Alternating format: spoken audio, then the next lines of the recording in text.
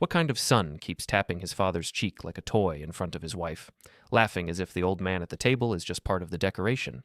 How do you stand there and let it happen, saying nothing, while everyone watches you shrink?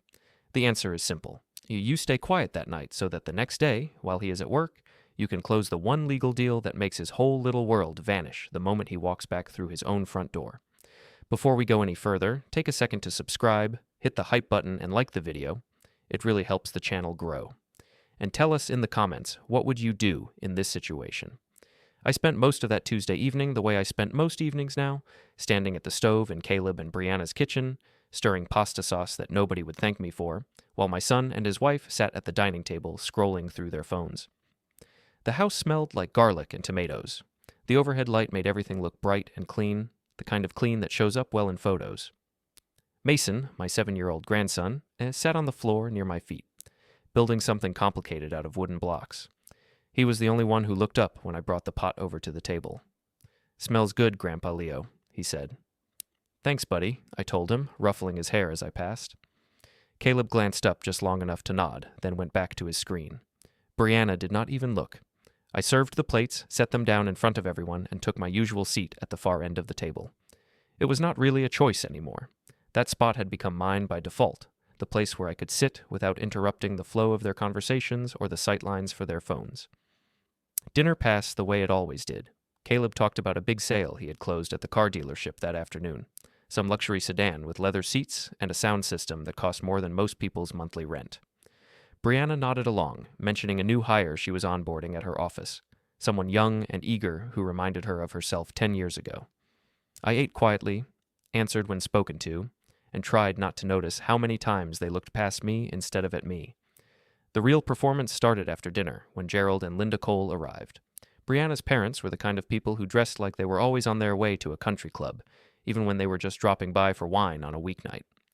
Linda wore a pale blue cardigan that probably cost more than my entire wardrobe. Gerald had on a golf shirt with a little embroidered logo on the chest. They swept into the living room with the kind of energy that made everything feel like a party, hugging Brianna and shaking Caleb's hand as if they had not seen each other in months instead of days.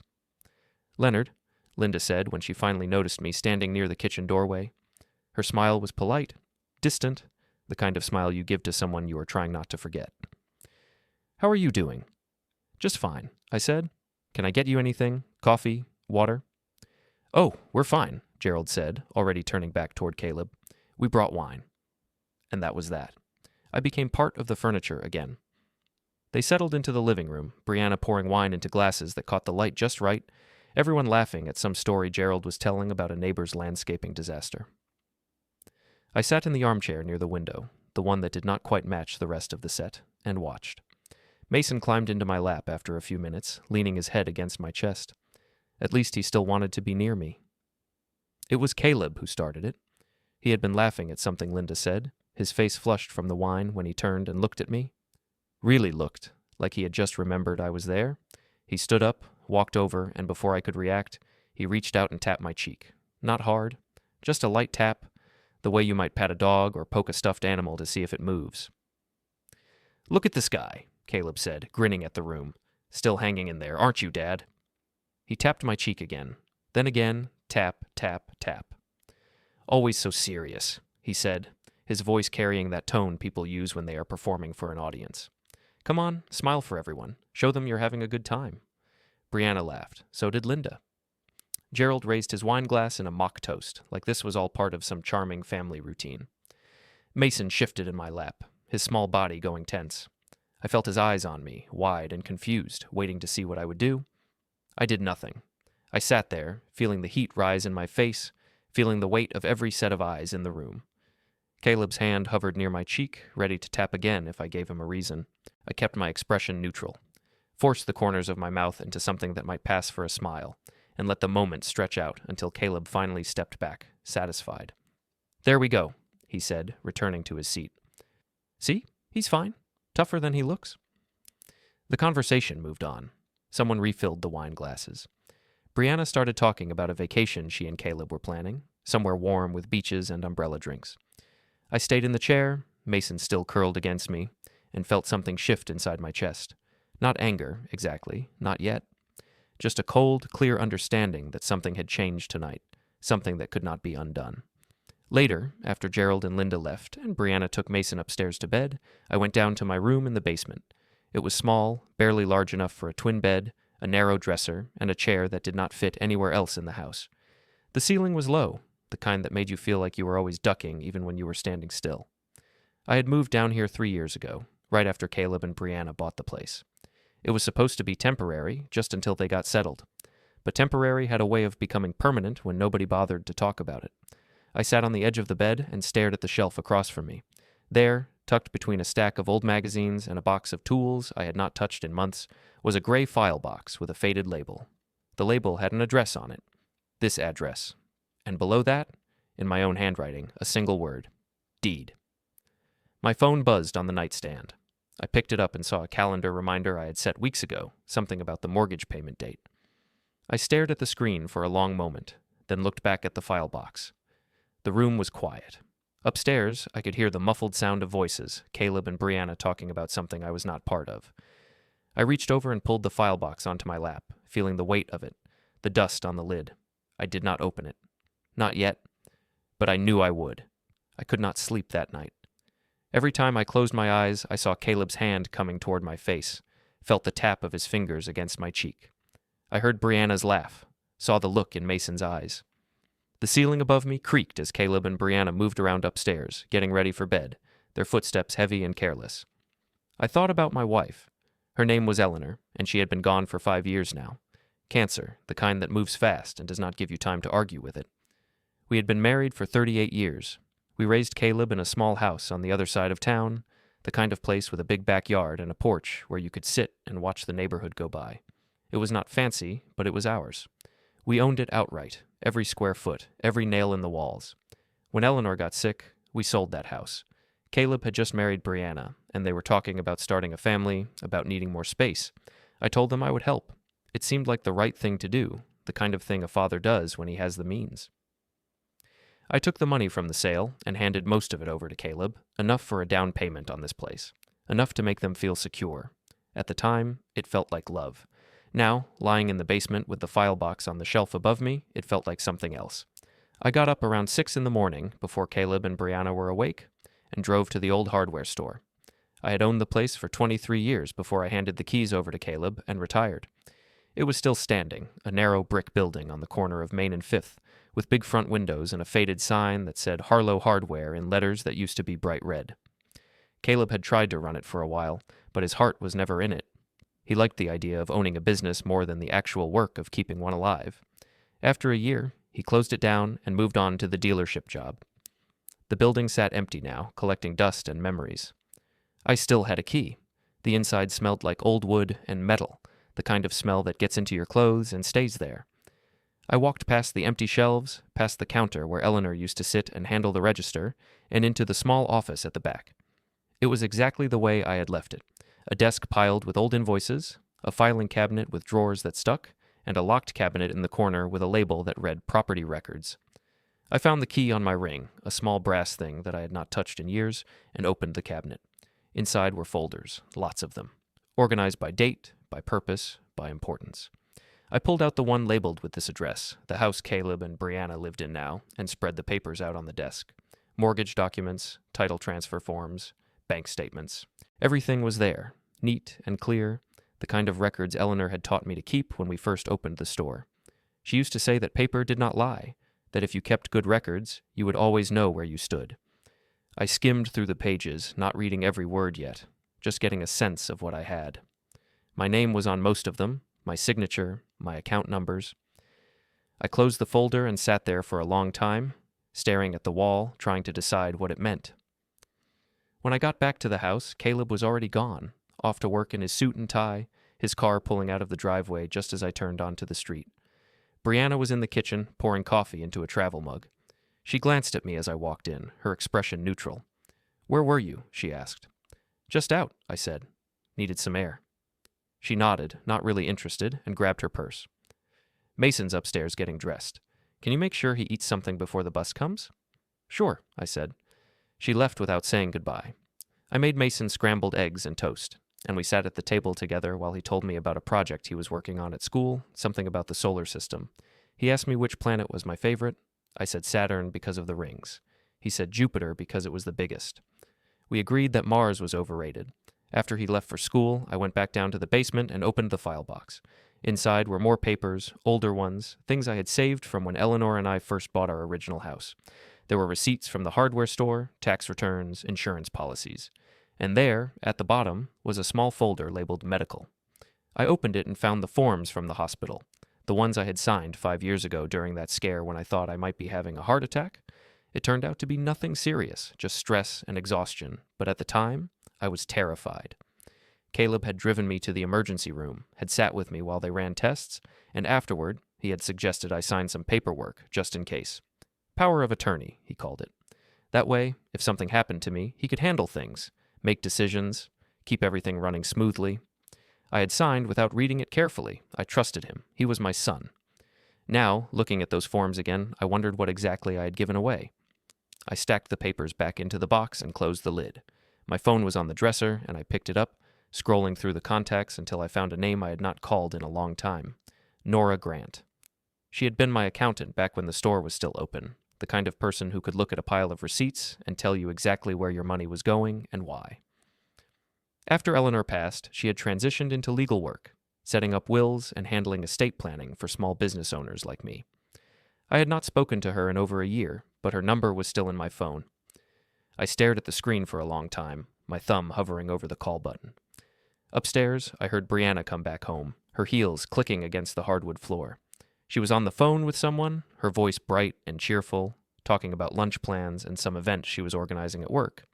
I pressed call. Nora answered on the third ring. "Leonard," she said, her voice warm but professional. "It's been a while. How are you?" "I need to talk to you," I said, "about some papers, about my rights." There was a pause, just a beat, and then she said, "When can you come in?" "Tomorrow," I said. "If that works." "I'll make it work," she said. "Bring everything you have." I hung up and sat there on the bed, the phone still in my hand, feeling something I had not felt in a long time. Not hope, exactly, but close. The next afternoon, I found myself sitting on a bench in the neighborhood park, watching Mason play on the swings. Brianna had asked me to pick him up from school and keep him entertained for a couple of hours while she ran errands. I did not mind. Mason was easy to be around. He did not ask for much, just time and attention, and those were things I had plenty of. He ran over after a while, his face flushed from the effort of pumping his legs on the swing, and dropped onto the bench beside me. "Grandpa Leo," he said, catching his breath. "Can I ask you something?" "Sure, buddy. What's on your mind?" He looked down at his shoes, kicking at the dirt. "Why does Dad treat you like you're just there?" The question hit me harder than I expected. I turned to look at him, and his eyes were serious, older than 7 years should be. "What do you mean?" I asked, though I knew exactly what he meant. "Like the other night," he said, "when he kept tapping your face. It was weird, like you were a toy or something. And Mom and Grandma and Grandpa were laughing, but it wasn't funny. It made me feel bad." I swallowed hard, trying to find the right words. Sometimes people do things without thinking about how it makes other people feel. "But you're his dad," Mason said. "He's supposed to be nice to you." "Yeah," I said quietly. "He is." Mason looked at me for a long moment, then leaned his head against my arm. We sat there in silence, watching the other kids play, and I felt something tighten in my chest.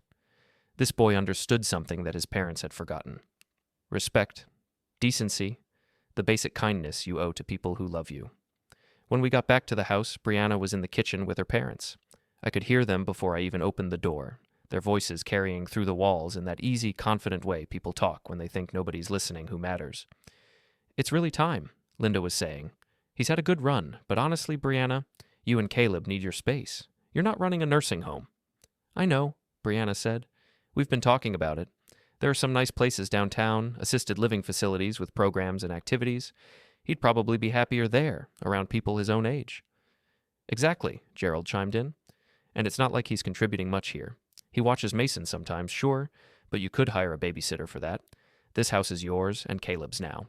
You shouldn't have to feel guilty about moving forward." I stood in the hallway, Mason's hand in mine, and listened. Mason looked up at me, his eyes wide, and I put a finger to my lips. We walked quietly down to the basement, and I closed the door behind us. "Grandpa?" Mason whispered. "It's okay," I said, though it was not okay. "Go play with your blocks for a bit. I need to think." He nodded and climbed onto the bed, pulling out the wooden blocks he kept in a box under the nightstand. I sat in the chair and stared at the wall, replaying the conversation I had just heard. They were planning to move me out. Not someday, soon. And they were talking about it like it was already decided, like I was a problem to be solved rather than a person with a say in the matter. I thought about the papers in the old hardware store office, the ones I had skimmed but not fully read. I thought about the mortgage statements, the title forms, the deed with my name on it, and I thought about the conversation I was supposed to have with Nora Grant tomorrow. That night, after Brianna took Mason upstairs and Caleb came home from work, I stayed in the basement. I heard them moving around above me, their voices low but steady, the occasional burst of laughter. I heard Brianna mention something about a dinner they were planning, something special, a celebration. I opened the file box again and pulled out the folder from the hardware store. This time, I read every page, every clause, every signature line. The mortgage was in my name, the title was in my name. Caleb and Brianna lived here because I had paid for the down payment, because I had co-signed the loan, because I had agreed to let them take over the monthly payments while I covered the insurance and taxes. But the house was still mine. Legally, completely mine. I sat back in the chair, the papers spread out on the bed, and felt something settle inside me. Not anger, not yet, just clarity. The kind of clarity that comes when you finally see the shape of a problem clearly enough to know what needs to be done. I picked up my phone and looked at the contact I had saved earlier. Nora Grant. I did not call her. Not yet. But I opened a new message and typed, "I'll bring everything tomorrow. We need to talk about options." I hit send before I could change my mind. The reply came a minute later. "I'll be ready." I turned off the light and lay down on the bed, the papers still scattered around me. Upstairs, I heard Caleb laugh at something on the television, heard Brianna's lighter voice join in. They had no idea what was coming, and for the first time in a long time, I felt like I was the one in control. Nora Grant's office was on the third floor of a narrow building downtown, the kind of place with creaky stairs and frosted glass doors that had names painted on them in old-fashioned lettering. Her door said Grant Legal Services in simple black script. I knocked twice and heard her voice call out, telling me to come in. She was sitting behind a desk covered in neat stacks of paper, her reading glasses perched on her nose. She looked up when I entered, and her face softened into a smile. "Leonard," she said, standing to shake my hand. "It's good to see you. Come on in. Sit." I sat in the chair across from her and set the folder on the desk. She poured me a glass of water from a pitcher on the side table, then settled back into her chair. "So," she said, "tell me what's going on." I told her everything, the cheek-tapping, the conversations I had overheard, the way Caleb and Brianna treated me like a prop in their perfect family photo, the plans to move me out. I laid it all out, my voice steady, and when I was done, I pushed the folder across the desk toward her. "I need to know where I stand," I said. "Legally, financially. I need to know what I still have, if anything." Nora opened the folder and started reading. She did not say anything for a long time, just flipped through the pages, her expression calm and focused. I watched her eyes move over the mortgage documents, the title transfer forms, the power of attorney I had signed years ago. Finally, she looked up. "Leonard," she said, "do you know what these papers say?" "Some of it," I said, "but not all." She tapped the title form with her pen. "The house is in your name. You're the legal owner. Caleb and Brianna are living there because you allowed it, but they don't own the property. Not on paper." I blinked. "But the down payment was a gift," she said. "At least that's how it's recorded here. You provided the funds. You co-signed the mortgage. But the deed is still registered to you. Caleb never completed a transfer of ownership." I sat back in the chair, the weight of that information settling over me. "What about the power of attorney?" Nora flipped to those pages and read for a moment. "It's limited. Very limited. It gave Caleb the authority to make medical decisions on your behalf if you were incapacitated and to handle some financial transactions related to your personal accounts. But it doesn't give him control over property or assets unless you're declared legally incompetent, which you're not." "So I still own the house," I said slowly. "You still own the house," she confirmed. I stared at her, trying to process what that meant. "Can I sell it?" She nodded. "You can. It's your property. You'd need to follow the proper legal procedures, give notice to the current occupants, handle any mortgage obligations, but yes, you can sell it." "And Caleb and Brianna?" "Would have to vacate or arrange to buy the property from you," she said, assuming they could secure financing on their own. I looked down at my hands, at the wedding ring I still wore even though Eleanor had been gone for 5 years. If I sell it, where does that leave me? Nora leaned forward, her expression kind but direct. That depends on what you want, Leonard. If you sell, you'll have money. Enough to live independently, comfortably. You could rent a small place, buy something modest, even invest some of it for the future, but you'd also be walking away from your son's life, from your grandson. That's not a legal question, that's a personal one. I nodded. I know. She pulled out a notepad and started writing. I can help you explore your options. I can connect you with people who might be interested in purchasing the property, and I can make sure everything is done legally, cleanly, so there's no ambiguity about your rights. Do it, I said. She looked up, her pen paused mid-sentence. Are you sure? No, I admitted. But I need to know what's possible. I need to know I'm not trapped. She nodded and went back to writing. Give me a few days. I'll put some feelers out, talk to a couple of contacts. In the meantime, don't say anything to Caleb or Brianna. Not yet. The less they know, the more options you'll have. I left her office with the folder under my arm and a strange feeling in my chest. Not quite relief, not quite dread. Something in between. The next stop was the bank. The branch was small, one of those neighborhood places with a few tellers and a single desk for loan officers. I asked to speak with someone about my mortgage account, and they directed me to a woman named Patricia, who looked barely older than Caleb, but had the no-nonsense air of someone who had seen every financial mess imaginable. She pulled up my account on her computer and nodded. Yes, Mr. Harlow, I see you here. You're the primary account holder. Payments have been made regularly. No issues on our end. Can I get copies of the statements? I asked. And the original loan documents? She nodded and started printing. A few minutes later, she handed me a thick stack of paper. Is there anything else you need? Just one thing, I said. If I wanted to sell the property, what would the process look like? She walked me through it, explaining payoff amounts and closing procedures, her voice professional and detached. By the time I left, I had everything I needed to know. That afternoon, Nora called me. I have someone you should meet, she said. His name is Colin Rayner. He buys rental properties. I told him you might have something available, and he's interested. When? I asked. Tomorrow. There's a coffee shop near the courthouse. Can you meet us there at 2? I'll be there, I said. The next day, I sat in a corner booth at the coffee shop, a plain black folder on the table in front of me, and waited. Nora arrived first, followed a few minutes later by a man in his mid-40s with a calm, businesslike demeanor. He shook my hand and introduced himself as Colin. Nora tells me you're thinking about selling a property, he said, sliding into the booth across from me. I am, I said. He asked questions. Address, condition, current occupancy. I answered as directly as I could, keeping my tone neutral. He listened, took notes, and nodded occasionally. I'd need to see it, of course, he said. But based on what you're describing, it sounds like something I'd be interested in. Rental market in that area is strong, good schools, low turnover. What kind of timeline are we talking about? I asked. Depends on how fast you want to move, he said. If everything checks out, I can close within a month, maybe less. I looked at Nora. She gave me a small nod, encouraging but not pushy. Let me think about it, I said. Colin handed me a business card. Take your time. Call me when you're ready. They left together, and I sat there alone, staring at the card, the folder, the half-empty cup of coffee in front of me. I thought about Mason asking why his father treated me like furniture. I thought about Brianna and her parents planning to move me out. I thought about Caleb tapping my cheek, laughing, while everyone watched. And I thought about the house, my house, the one I had paid for with the money Eleanor and I had earned together, the one I had handed over because I thought I was being a good father. I picked up my phone and called Colin. I'm ready, I said. Let's do it. The next few days passed in a blur of paperwork and quiet conversations. Colin scheduled a walkthrough of the house for a day when Caleb and Brianna were both at work. He arrived with a clipboard and a measuring tape, moving through the rooms with the detached efficiency of someone who did this for a living. He checked the foundation, the roof, the plumbing. He made notes and took photos.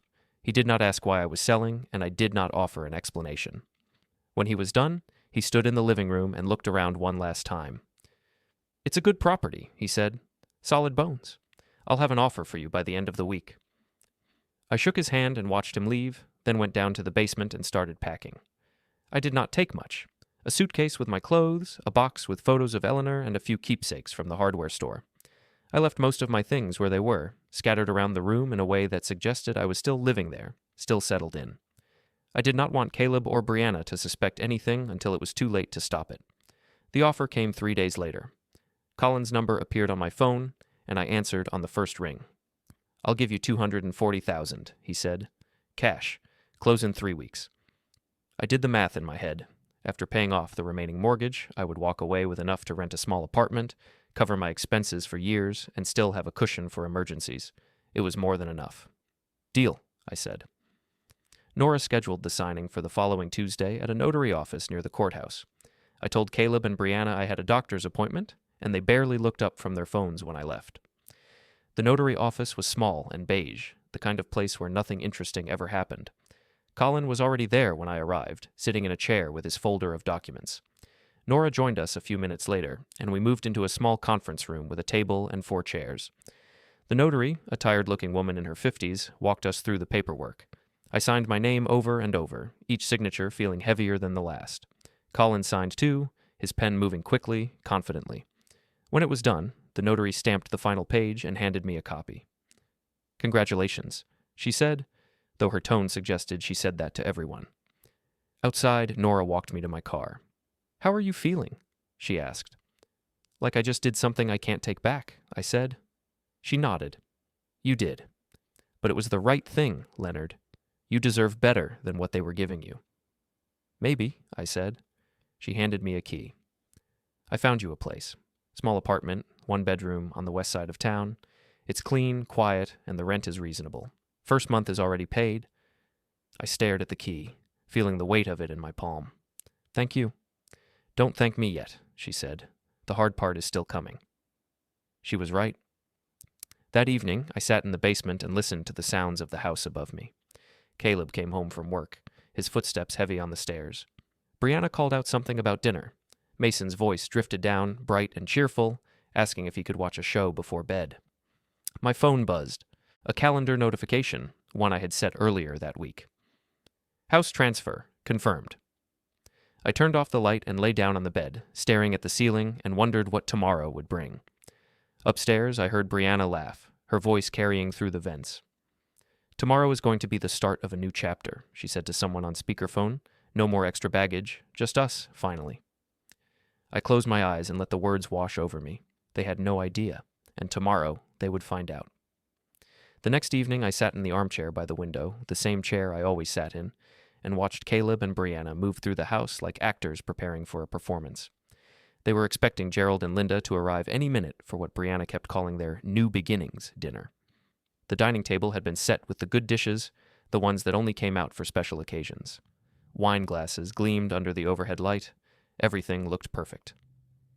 Caleb glanced at me as he adjusted the centerpiece, a small arrangement of flowers Brianna had picked up that afternoon. "Just stay out of the way tonight, okay?" he said, his tone casual but firm. "Smile if someone talks to you, but don't make it weird." "I'll do my best," I said. He nodded, satisfied, and went back to fussing with the table. Mason was upstairs in his room, supposedly doing homework, but I could hear the faint sound of his video game through the ceiling. Brianna was in the kitchen, pulling something out of the oven that smelled like roasted chicken. The house felt warm, almost cozy, in the way houses do when they are full of people and light and the promise of something pleasant. I looked at my watch. 6:15. Any minute now. The knock at the door came at 6:20.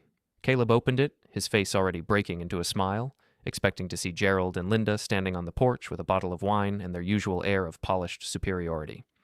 Instead, it was Colin, and behind him, a younger man in a button-down shirt carrying a thin leather folder. Caleb's smile faltered. "Can I help you?" Colin stepped forward, polite but businesslike. "Good evening. My name is Colin Rayner. This is my associate, Marcus. We're here to speak with the legal owner of this property. Is Leonard Harlow available?" Caleb blinked. "My dad? Why do you need to talk to him?" "It's regarding the house," Colin said. "May we come in?" Caleb looked back at me, confusion flickering across his face. I stood up from the chair and walked over, keeping my expression calm. "It's fine, Caleb," I said. "Let them in." He stepped aside, and Colin and Marcus entered, their presence immediately shifting the energy in the room. Brianna appeared in the kitchen doorway, a dish towel in her hands, her face tight with suspicion. "What's going on?" she asked. "That's what I'd like to know," Caleb said, his voice rising slightly. Colin looked at me, and I nodded. He opened the folder Marcus was carrying and pulled out a small stack of papers. Mr. Harlow and I have completed a legal sale of this property, Colin said, his tone even and professional. As of Tuesday afternoon, I am the new owner. These documents confirm the transfer of the title, the mortgage payoff, and the formal notice of change in ownership. The room went silent. Caleb stared at Colin, then at me, then back at Colin. What are you talking about? I'm talking about the fact that your father owned this house, Colin said, and he chose to sell it. To me. Brianna's face went pale. That's not possible. This is our house. No, I said quietly. It was my house. I paid for it. My name was on the deed, and I decided to sell it. Caleb took a step forward, his hands clenched into fists at his sides. You can't just... Dad, you can't do this. This is where we live. This is where Mason lives. I know, I said. And you can keep living here, for now. But things are going to change. Colin handed Caleb one of the papers. You and your wife are now considered tenants. You'll have 60 days to either vacate the property or arrange to purchase it from me at fair market value. If you choose to stay beyond that period without an agreement, formal eviction proceedings will begin.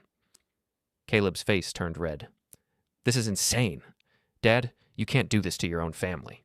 I did do it, I said, and it's done. Brianna stepped forward, her voice shaking. Why? Why would you do this to us? I looked at her, then at Caleb, and felt something cold settle in my chest. Because you treated me like I was nothing. You tapped my cheek like I was a toy. You talked about moving me out like I was a piece of furniture you were tired of looking at. You planned your future without me, in the house I paid for, and you didn't think I would notice.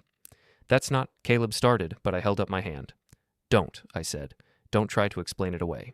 I heard you, I saw you, and I decided that if I was going to be treated like I didn't matter, then I was going to make sure you understood exactly how much I did. The front door opened, and Gerald and Linda walked in, their faces bright and expectant. They froze when they saw Colin and Marcus, saw the papers in Caleb's hands, saw the look on Brianna's face. What's going on? Linda asked. Leonard sold the house, Brianna said, her voice flat. Out from under us. Gerald's expression shifted from confusion to anger. You did what? I sold my property, I said. To Mr. Rayner, legally, completely, it's done. Gerald took a step toward me, his face darkening. You selfish. Careful, Colin said, his tone still calm, but with an edge now. Mr. Harlow acted within his legal rights. If you have a problem with that, you're welcome to consult your own attorney, but the sale is final. The room fell silent again. Caleb looked at the papers in his hands, his mouth opening and closing like he was trying to find words that would not come. Brianna sank into a chair, her face in her hands. Gerald and Linda stood near the door, frozen, their perfect evening collapsing around them. I walked over to the corner where I had left my suitcase earlier that day, the one I had packed and hidden behind the armchair. I picked it up and slung the strap over my shoulder. I'll be out by the end of the week, I said. You'll have the place to yourselves after that. Where are you going? Caleb asked, his voice small now, almost childlike.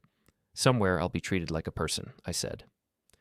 I walked past Colin and Marcus, past Gerald and Linda, and out the front door. The evening air was cool, the sky streaked with orange and pink from the setting sun. As I reached the sidewalk, I heard shouting behind me, Caleb's voice rising above the others, demanding answers, demanding explanations. I did not look back. My phone buzzed in my pocket. A text from Nora. Proceeds cleared.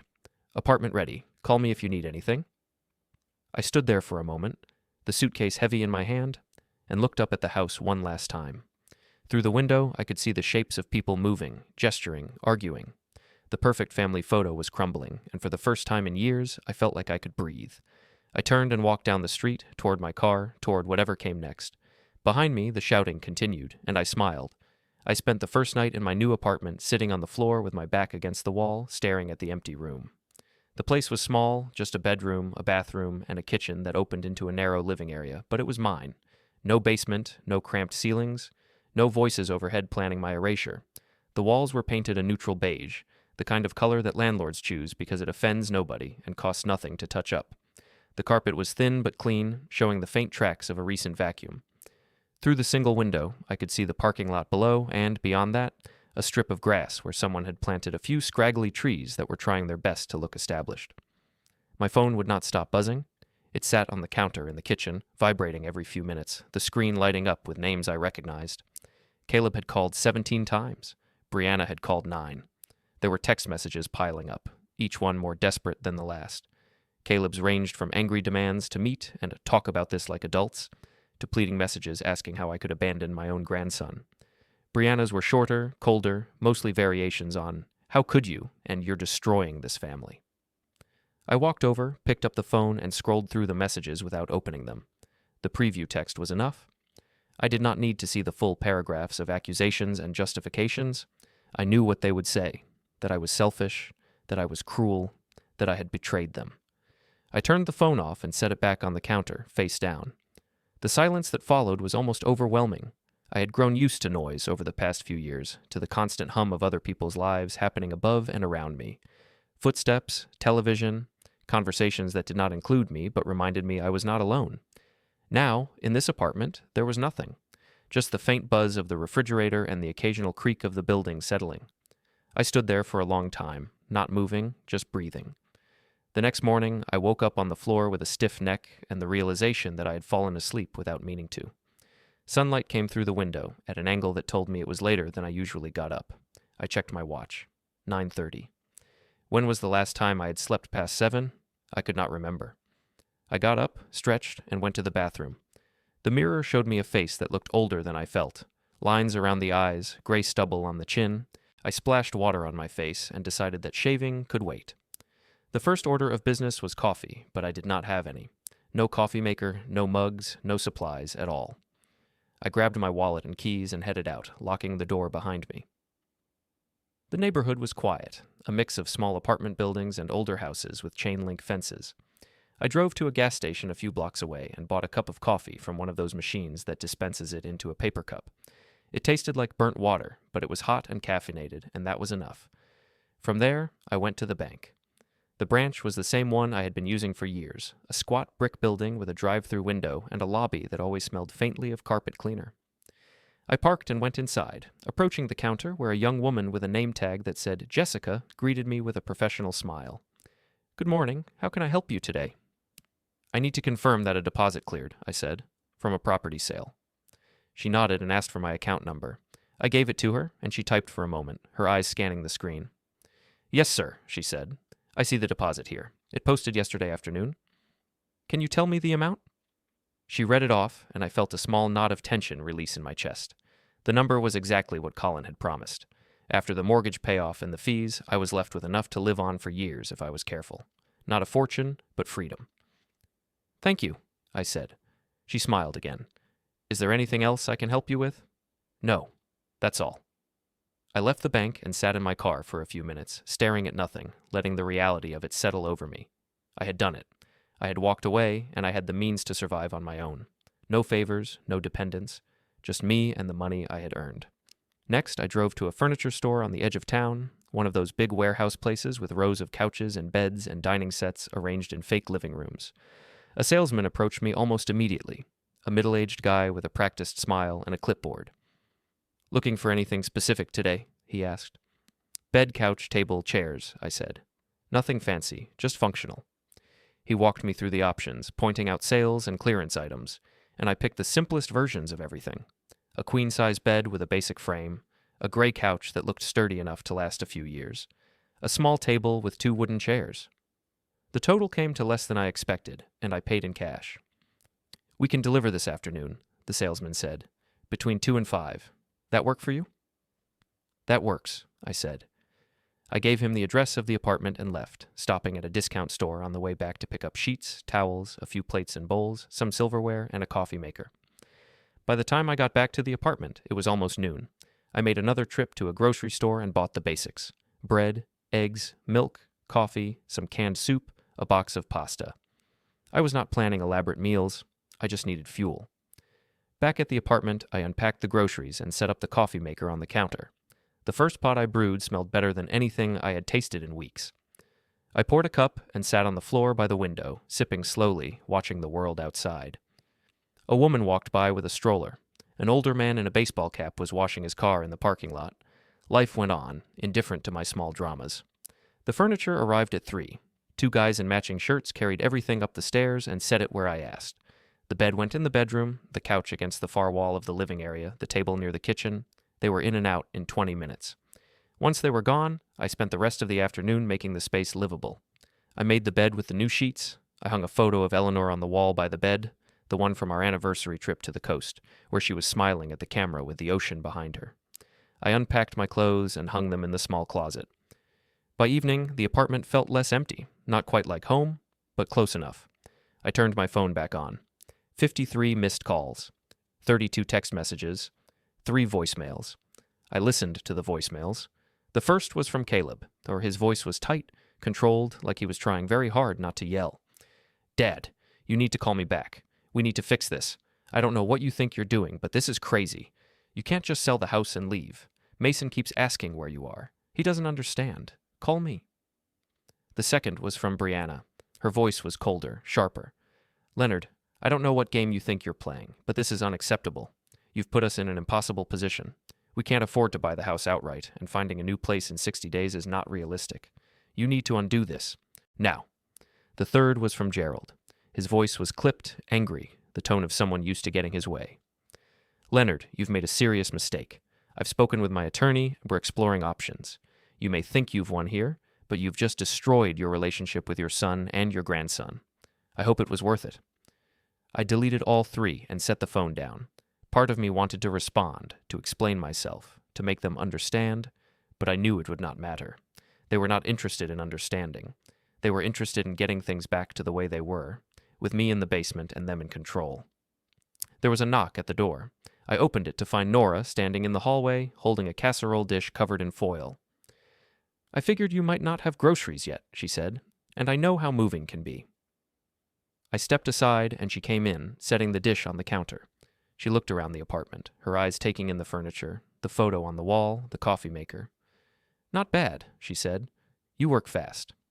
"I had motivation," I said. She smiled and pulled out one of the new chairs, sitting down at the table. "How are you holding up?" "Better than I expected," I said. "Worse than I hoped."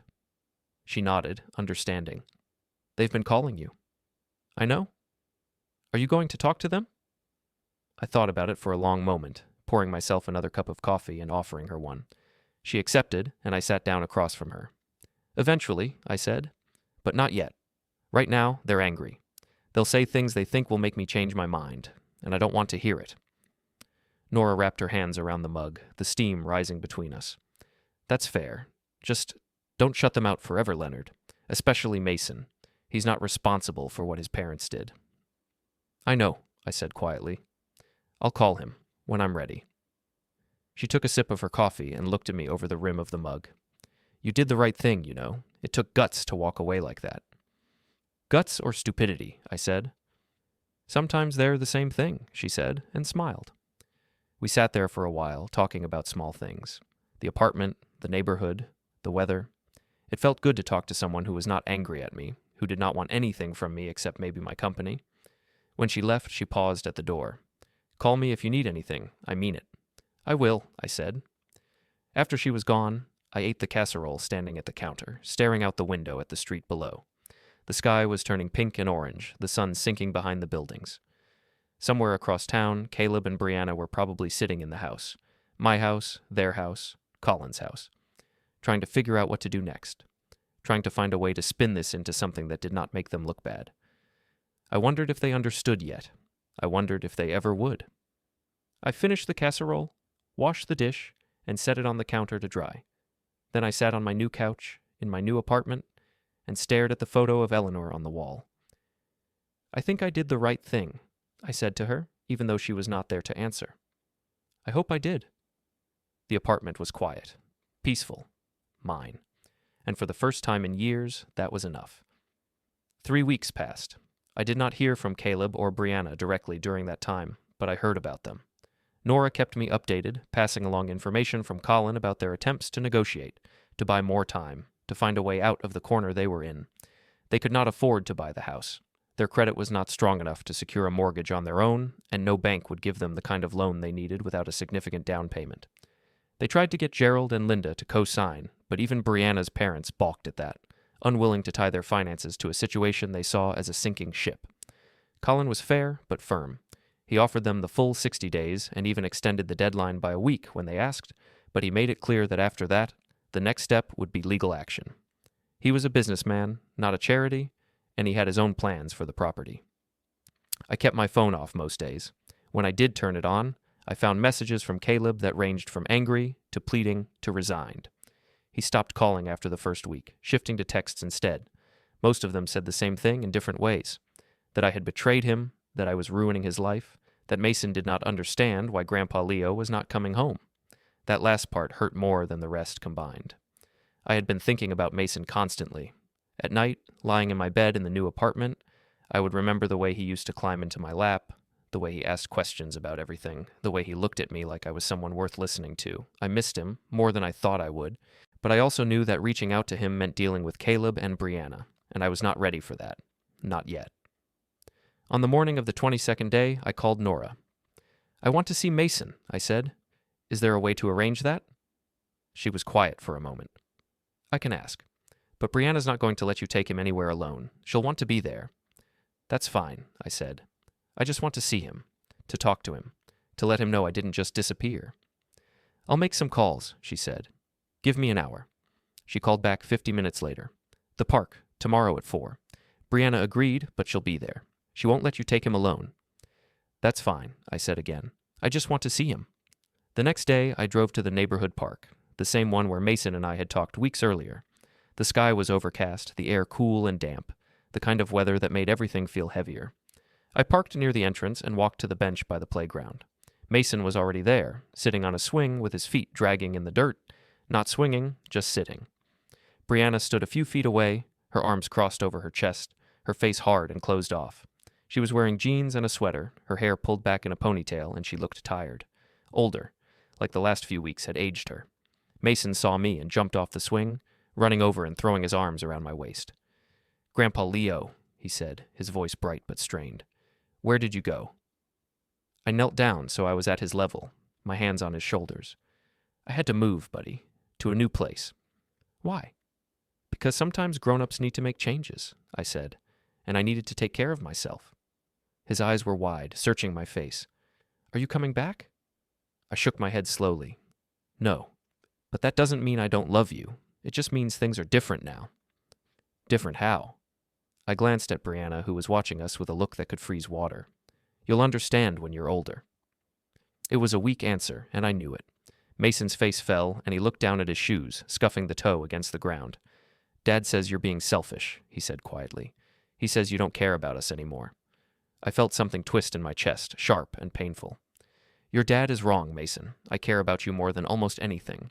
But sometimes caring about someone means making hard choices, even when those choices hurt." He nodded, but I could tell he did not really understand. How could he? He was 7. All he knew was that his grandfather, who used to be there every day, who used to make him breakfast and help with homework and play with him in the basement, was suddenly gone, and nobody could explain why in a way that made sense. I pulled him into a hug, holding him tight, feeling his small body against mine. "I love you, Mason. Don't ever forget that." "I love you too, Grandpa," he said, his voice muffled against my shoulder. When I let him go, I stood up and walked over to Brianna. She did not move, did not uncross her arms, just watched me approach with that same hard expression. "Can I talk to you for a minute?" I asked. She looked at me like I was something she had scraped off her shoe. "What is there to talk about? You made your choice."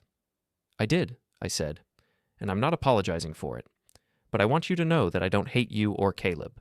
I just couldn't stay in a place where I was treated like I didn't matter." "You mattered," she said, her voice tight. "You just couldn't see it." "No," I said, keeping my voice calm.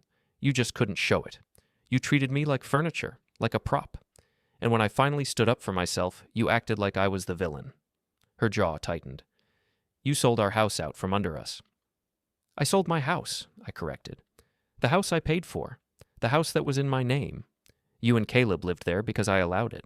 And when you started treating me like I was a burden instead of a person, I decided to stop allowing it." "You're unbelievable," she said, shaking her head. "You really think you're the victim here?" "I think I'm someone who finally decided to stop being treated like nothing," I said. "And if that makes me the villain in your story, then so be it." She turned away, calling Mason over. He ran back to her, and she took his hand, leading him toward the parking lot. She did not look back, and neither did Mason, though I saw him glance over his shoulder once before they disappeared around the corner.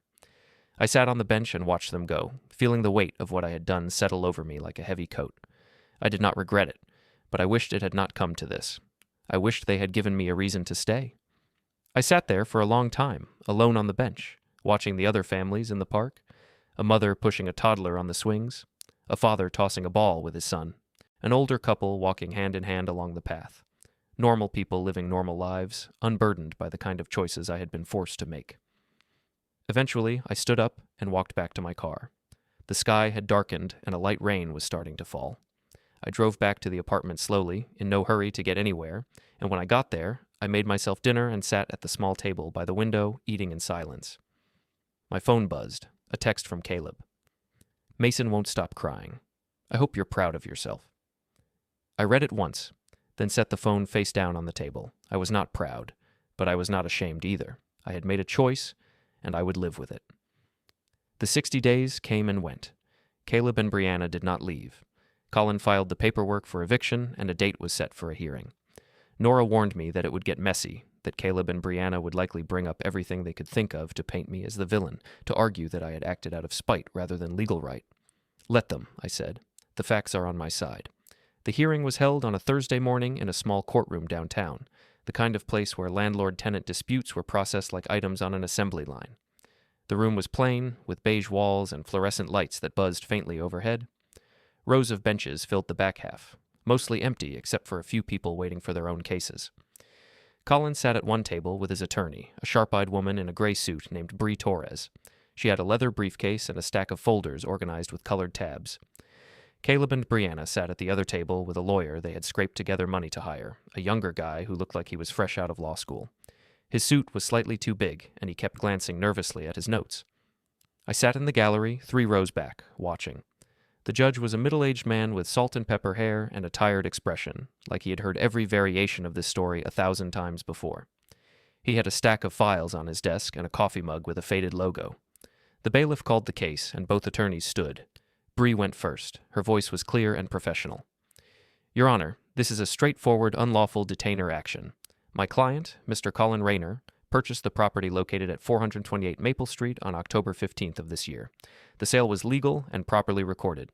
The previous owner, Mr. Leonard Harlow, provided written notice to the current occupants, Mr. Caleb Harlow and Mrs. Brianna Harlow, informing them of the sale and giving them 60 days to vacate or arrange alternative purchase terms.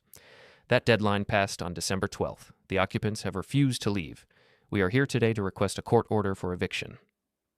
She placed a copy of the sale documents, the notice, and the deed on the judge's desk. The judge looked them over briefly, then turned to Caleb's attorney. Does your client dispute the legality of the sale? The young lawyer stood, clearing his throat. No, Your Honor. However, we believe there are extenuating circumstances that warrant consideration. Mr. Caleb Harlow is the son of the previous owner, and the family has been living in this home for over 3 years. The sale was conducted without their knowledge or input, and they were given insufficient time to secure alternative housing. We ask the court to grant an extension to allow my clients additional time to relocate. Bree stood again. Your Honor, the law does not require the seller to consult with tenants before selling a property. My client has already extended the original deadline by 1 week as a courtesy. The occupants have had ample time to make arrangements. The judge looked at Caleb and Brianna. Mr. Harlow, do you and your wife have employment? Caleb stood. Yes, Your Honor. I work at a car dealership, and my wife works in human resources. Have you been actively searching for alternative housing? Caleb hesitated. We've looked, but everything in our price range requires a deposit we don't have right now, and we're still trying to figure out if we can buy the property ourselves. The judge frowned. The deadline was 2 weeks ago. Why are you still trying to buy the property instead of securing a rental? Caleb's attorney jumped in. Your Honor, my clients believed they could work out an arrangement with the new owner. Did the new owner give you any indication that such an arrangement was possible? The judge asked. Colin's attorney answered. No, Your Honor. My client made it clear from the beginning that the property was being purchased for investment purposes and that the occupants would need to vacate. The judge sighed and made a note on his file. Is there any dispute about the notice provided to the tenants? Caleb's attorney hesitated again. No, Your Honor. Then I don't see what we're arguing about. The judge signed an order and handed it to the clerk. Eviction is granted. The tenants have 2 weeks to vacate the premises. If they have not left by that deadline, the sheriff's department will be authorized to remove them and their belongings. Next case. And that was it. Caleb and Brianna stood there, stunned, as Colin's attorney gathered her papers and walked out. I followed her into the hallway, and a moment later, Caleb came after me. "Dad," he said, his voice breaking. "Please, don't do this. We'll figure something out. We'll find another place. Just give us more time." I stopped and turned to face him. His eyes were red, his face pale. Brianna stood behind him, her arms wrapped around herself, looking smaller than I had ever seen her. "You had time," I said quietly. "You had months to treat me with respect. You chose not to." "I didn't know," he started, but I held up my hand. "You didn't know because you didn't care to know," I said. "You tapped my cheek like I was a toy. You talked about moving me out like I was trash. And now you're learning what it feels like to lose something you thought was yours." "I'm sorry," he said, and tears started rolling down his face. "Dad, I'm sorry. I was wrong. We were wrong. Just please." "I can't," I said. "I'm done."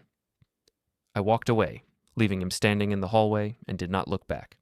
2 weeks later, I drove past the house one last time. There was a moving truck in the driveway. Caleb and Brianna were loading boxes. Gerald and Linda were there too, helping carry furniture. Mason sat on the front steps, arms wrapped around his knees. I did not stop. At my apartment, my phone buzzed. A text from Nora confirming the eviction was complete and Colin had taken possession. It was over. Another text arrived. From Caleb. "I hope you're happy, Dad. You got what you wanted. I hope it was worth losing your family." I deleted it. I walked to the window and looked out at the street. A woman with a stroller. An old man washing his car. Life going on. My phone buzzed again. Nora. "Dinner tomorrow? My treat?" I typed back. "Sure. Where?" She sent the name of a restaurant downtown. I set the phone down and poured myself water. As I stood there, I thought about Eleanor, about what she would say. She had always been the stronger one. Maybe she would have been proud. I drank the water, rinsed the glass, set it on the counter. Outside, the sun was setting, painting the sky orange and pink, the kind Eleanor used to love. I stood at the window and watched, and for the first time in years, I felt exactly where I was supposed to be.